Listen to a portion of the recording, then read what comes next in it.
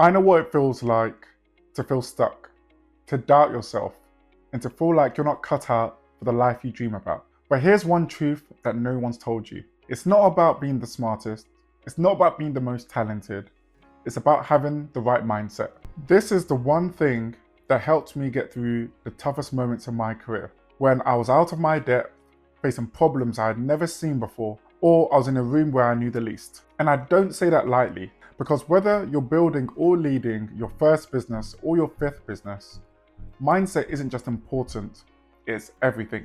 Welcome to First Gen Kev, where I aim to empower aspiring and current first generation entrepreneurs and business leaders by sharing actionable insights, proven strategies, and authentic experiences. Now let's get specific. When people hear the word mindset, it can sound like a buzzword. Too broad, too vague.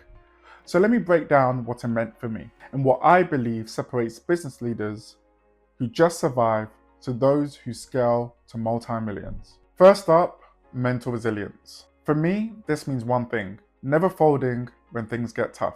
There were times early on in my career where I had no clue what I was doing. I was navigating unknown territory and I was getting hit with problems that were above my level, but I didn't stop and I didn't retreat. That is the real difference between those who start and those who last. Business will test you.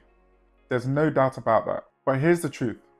There's never been an easier time to win, because most people quit at the first sign of discomfort. If you want to build something meaningful, you have to train yourself to stay in the fight. Now, how do you do this? Well, you put yourself in challenging situations on purpose. You get uncomfortable on purpose. And when you go through that, you'll realize something powerful, that the ceiling you thought was your limit becomes your new floor. Second, and this might sound a bit wild, but I believe in delusional confidence. I've always had this belief, and sometimes irrational, that I can figure anything out, that I'm capable of achieving more than what's in front of me. This belief is the reason why I said yes to opportunities before I felt ready. And that's key, because most people wait for certainty. However, I found success by acting when I didn't have all the answers. Did doubt creep in? Of course, but that didn't scare me.